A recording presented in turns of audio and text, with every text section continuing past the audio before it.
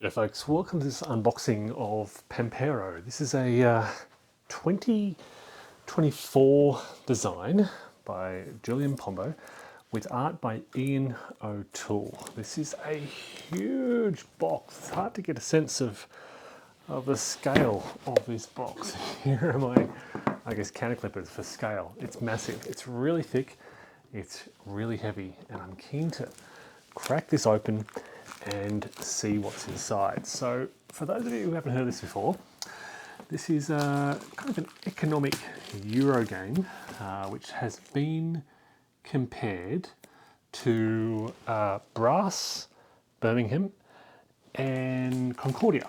Okay, so it's kind of it's a Euro game. The Ian O'Toole art. So for those of you who don't know Ian O'Toole, he is very famous for his very engaging style of iconographic art. He is the artist who is probably most well known for doing the design work on Vital Lacerda games. So I look over on my shelf over here, I have got 5, 6, 7 Vital Lacerda games. I believe Ian O'Toole has done the artwork on all 7 of those games. So we'll see Ian O'Toole's iconographic art in this design. Okay, so it's a Euro game. It's apparently moderate complexity, but with a high degree of strategic thinking. You know, just the kind of stuff I love. Relatively easy to learn, fairly kind of straightforward gameplay, but you have a lot of interesting decisions to make. What's it all about? It's about basically building wind farms, getting contracts to deliver energy, and then fulfilling those contracts. And along the way, that's the crux of it. And along the way, you generate energy, you generate income. Income is basically your victory point in this game, and yeah, you're building an engine to produce energy in Uruguay. So I believe Pampero, the name, comes from the winds that blow through this region. I'm just wondering if it's explained here somewhere. With no natural resources and not wanting to rely on importing energy from its neighbouring countries, the government of Uruguay has set forth incentives to improve the generation and distribution of power throughout the nation. So yeah, you build these windmills, you've got your construction crew, so the map is divided into all these areas. You'll have a construction crew who will focus their efforts on one of these areas. You'll build your wind farms. You need to set up your electrical towers to deliver that energy. All while sort of managing your income and resources. So let me tell you, this is about the thickest. This is probably the thickest, sturdiest box design I've ever seen. I don't have a ruler or a tape measure with me here, but that is thick, solid, and sturdy. All right, that's just the box lid. All right, what have we got in here? We have some player reference guides. We have got 4 of these. So this is I believe it was 1 to 4 player game. There is a solo, here we go, solo game rules. This was certainly something that interested me in this. This is I believe it was a Kickstarter, and it just arrived today. So 4 of these player reference guides. Probably one of the complicating factors here is the various icons that are used. So this is the Ian O'Toole aspect of this design. He has designed all these icons. And the game relies quite heavily on these. You've got your basic action cards. So you'll play these, you'll have a hand of cards, you'll play these basic action cards to perform these basic actions. Things like building a wind farm or building a electrical tower and so forth. Then you've got your scoring cards, you've got specialist action cards, connection tiles, and tower bonus tiles, and scoring tiles. All right, with some common questions on the back there. All right, so 4 of these, so 1 per person can have these. the game rules. So this is actually looking quite sturdy. I've been led to believe that the gameplay elements are fairly straightforward. Manage a hand of cards, play a card, do what's on the card. But in 23 pages, okay, so we've got alternate rules scoring phase. But as I flick through this, let's have a look. We've got, okay, 2 pages of components, 2 pages of setup, player setup. So that's very well illustrated. That's why it's so, 23 pages, but this is still player setup, sorry. So when we get to actual rules, playing the game on page 8, and beautifully colour, glossy illustrated. You've got 1, 2, 3, 4, 5, 6, 7, 8, 9, 10, 11, 12, 13, 14 pages of rules, pretty much. But as you may have seen, they're very well illustrated, and the core elements of gameplay are here. So you have your action phase, you do 3 things. Basically, you're playing these cards. There's a summary of the different cards, effects, and so forth. Small card effects summarized, more card effects summarized, different types of things you do with these cards. Then you consolidate, go to the turn order phase, and then the scoring phase. So yeah, it's as I said, I understand. I've watched some gameplay videos. I've read various aspects of this and reviews and so forth, and that's my understanding. I don't know much about the solo game rules. Okay, but they are not too long.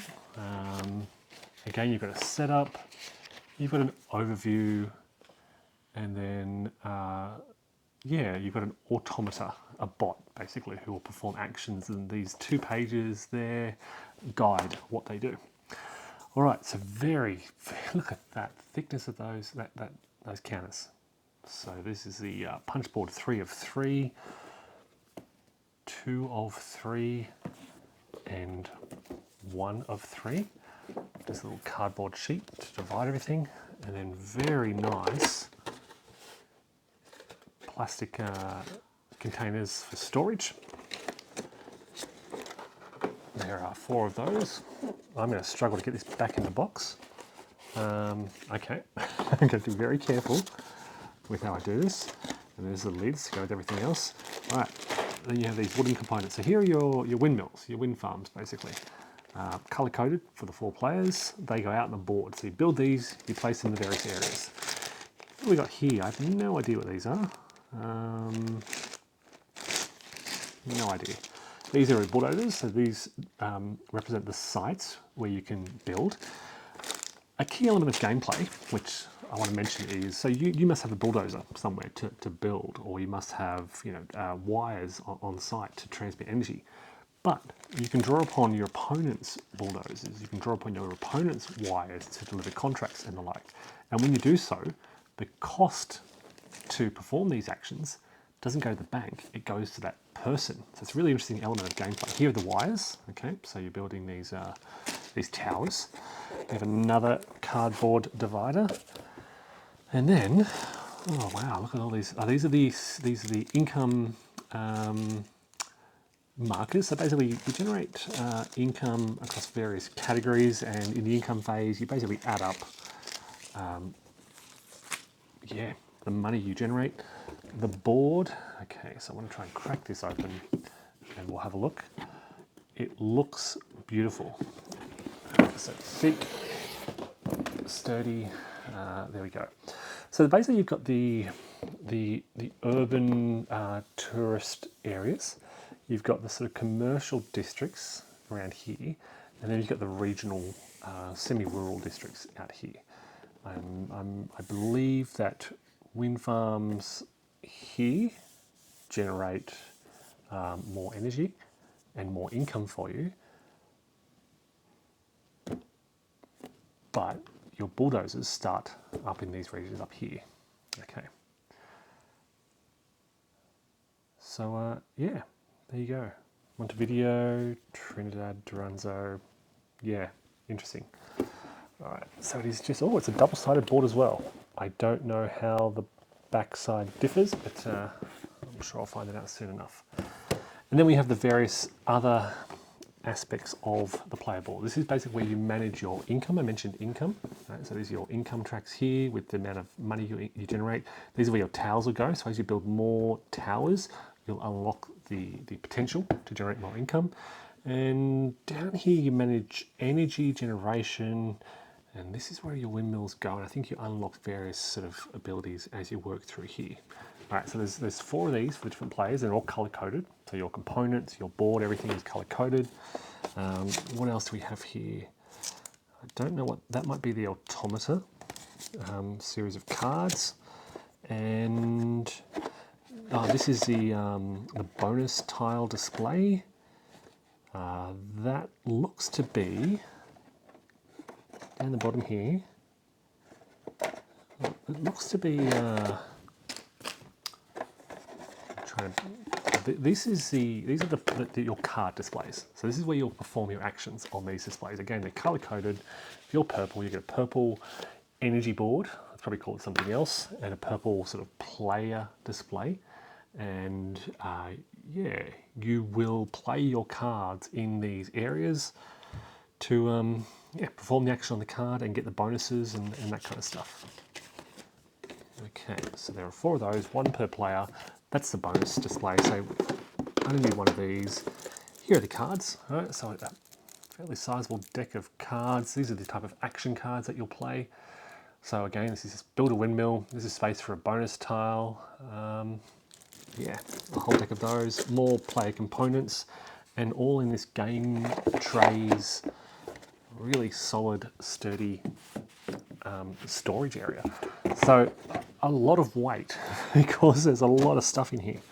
And it all fits back nicely. Let's see how I can get this back in the box. So as I said, it's a Eurogame. It's fundamentally a mid-weight Eurogame. What comes next? I think the board comes next.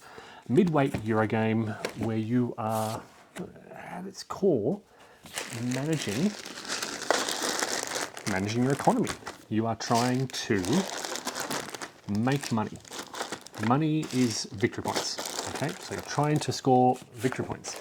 And you do that by, it's not going to fit perfectly down there, but I'll do my best. You do that by, enhancing the region's energy potential. I think I can take that out. That bit doesn't really need to go back in. All right, that can go there. They will be punched post-haste and sorted, and I will read the rules in detail and figure out how to play this. Yeah, so as I said, Eurogame with an economic management, engine building, card management, almost a pick up and deliver. You know, you've got to build the windmill, fulfill a contract, deliver the requirements of the contract. And I really like this kind of game. So I have played Barrage before. If you're not familiar with Barrage, it is a game where you build dams, you enhance water capacity in your dam, and then you funnel the water towards your electric plant to generate power.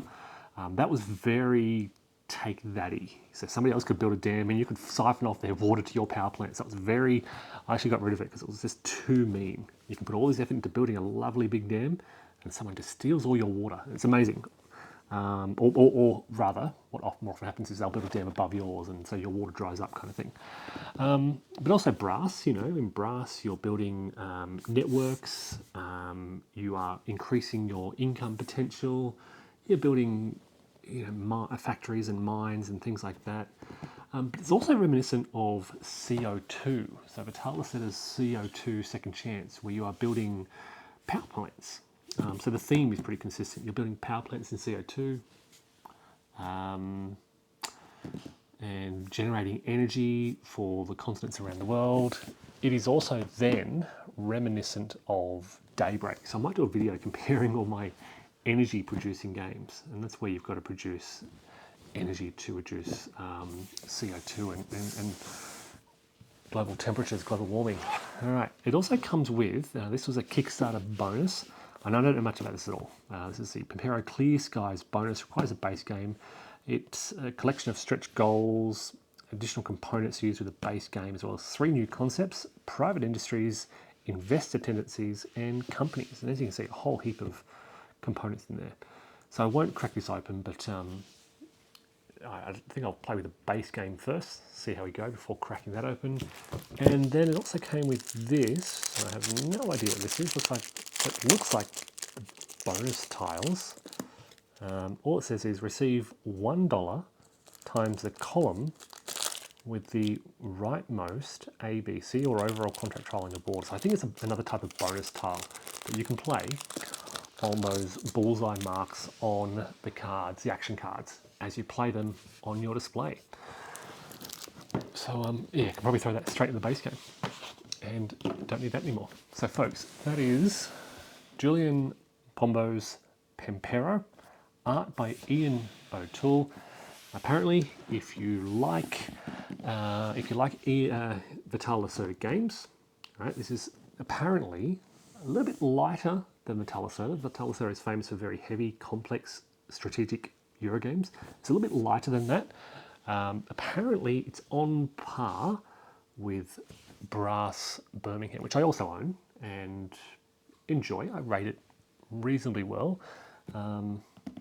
Yeah, so that is Pampero by Ape Games, folks. Thanks for watching and take care.